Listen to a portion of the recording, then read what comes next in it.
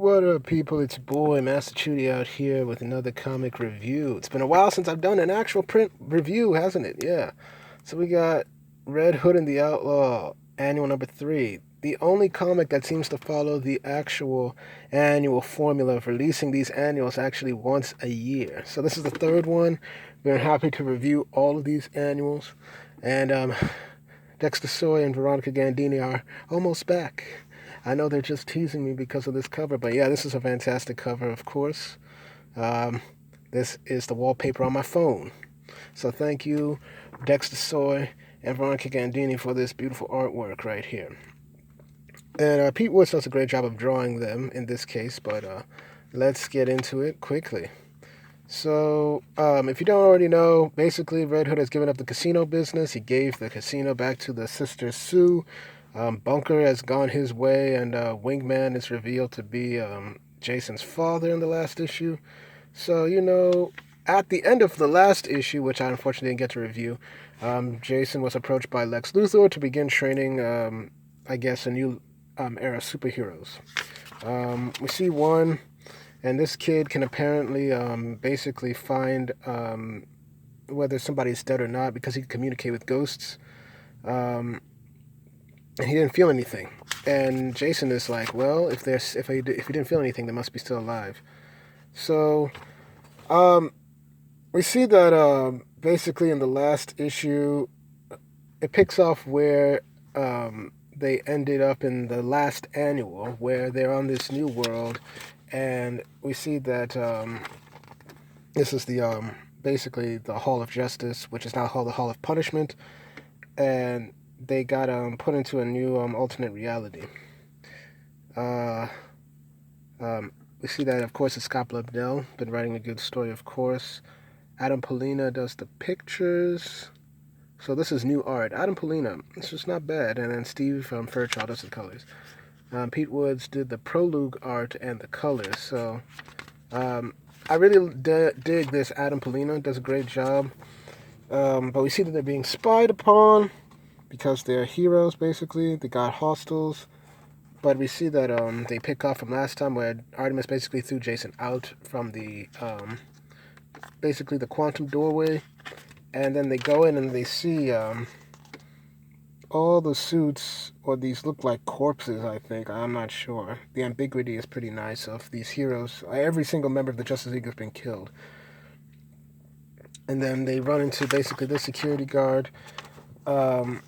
We see that, I'm sorry, but the museum is closed for the evening. You're not supposed to be here. And we see that Bizzaro froze his hand, and we see that you aren't a guard of Riot Stragglers. They're getting back on the tour bus. It's like, you're capes. You're bona fide capes. Which is what they're calling their version of supers, basically. I guess I could show you around. Truth is, I haven't seen a real live cape since Hero Day. And they're like, what's Hero Day? And the guy's like, the Hero Day is basically where the whole world got back in order, and basically mortals had to get us all back on track. And so basically regular human beings killed the heroes, from what it looks like, and we see that Superman's dead. We see that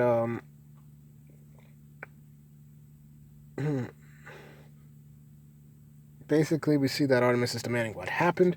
And so this sheriff dude, or the security guard for this museum, is basically saying, yeah, Lex Luthor Brainiac could have been a mishap in a place like Star Labs. No one knows. Nobody asks. All we know is that a bomb went off, a genetic thing, and every metahuman and their powers, they just lost all their powers. And this story, if you remember correctly, seems to borrow from Nightwing, the New Order, where Nightwing released a bomb and all the supers lost their powers. And apparently every ordinary human got their powers, so it was swapped, basically. And this seems to be a storyline coming in later on. So, basically, bomb went off, superheroes lost their powers, mortals became the superheroes, resented the heroes, and killed them off. And we see that this guy has powers as well. But Artemis tries to summon her mistress, and we get this interesting piece of art. And we see that her axe most likely never left the original dimension that she left, and so it caused kind of like a feedback. And she even mentions that it's too far, so it's up to Bizzaro. And he gets stabbed right here. And Bizzaro's like, you did this. It's like, yes. I confess I enjoy putting capes like you in your place. I didn't do it alone, of course. We rose up against thousands of us. Without your so-called powers, you people are nothing. So everybody killed off the heroes.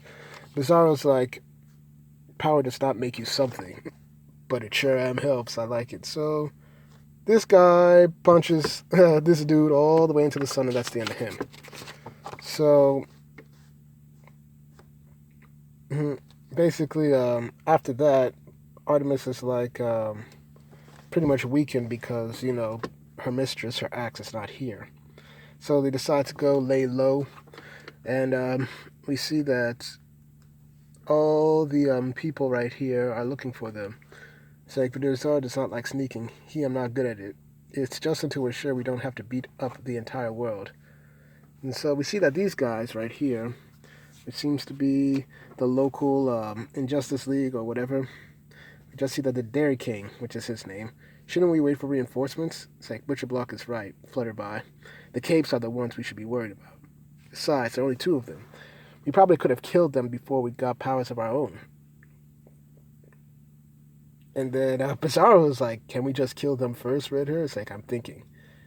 Thinking is the highest cause of death around these parts. And then we just see his name is apparently Jackknife. He seems to be you can definitely see the Joker vibe here. You can definitely see the Joker vibe here mixed in with a little bit of Creeper. And so I like this aspect of the book, like saying that, will Artemis and Bizzaro become freedom fighters on their own? Can our skills as a master tactician and his as a second-generation Kryptonian powerhouse make a difference? Will they ever return home? Find out the next time on... No, not DBZ. Don't sit here reading, dear reader. Turn that page for the final chapter. We're not in Kansas anymore. Okay. So 6 months later, so it's good to know that not too much time has passed. But we see that this chick, Flutterby, after 6 months is flying away from something. We see that something has happened, apparently, because when she seemed to be one of the mortals hunting down humans, we see that this guy saying that you chose the wrong side of the metabiological configuration. You were one of us, child. Instead, you turned cold and chose to die with a bunch of genetic dead ends. So, got a little bit of genetic purity thing going on. She's like, I suppose that's one way to look at it, Kennel. Wait, why are you smiling? So Bizzaro comes in, and this is like a 2-chapter thing. This is not bad at all. So Bizzaro comes in, and, he's rocking that beard. Looks like he's been hitting the extra stacks, getting and pumping his iron. So he defeats this dude, Kennel, who seems to be a robot. And then this chick wants to kill him, and he's like, end him, Biz, finish him. He's like, no, you weren't there at the camps. You don't know what he did to the capes. Red Him always said not to kill, so Bizzaro not kill, mostly. So basically, he's still remembering Jason's lessons. But it's like, you have a jewel thing we needed right here. By the time they know it'll be gone, it'll be too late. You did good. Me, I'm walking away in case you want to do more good. So she's like, oh, if you won't kill him, I will. So that's being pragmatic. Meanwhile, they're at this base. Jackknife is here. Apparently, they were trying to infiltrate this prison.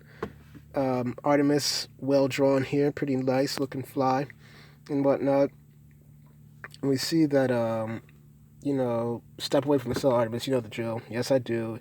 Yet every time I acquiesce to your orders, you always taste me. It's like, not this time. Just kidding, so they taste me. But meanwhile, we see that 6 seconds before recharge. Can you do it? Absolutely, Your Royalness. So they planned it perfectly.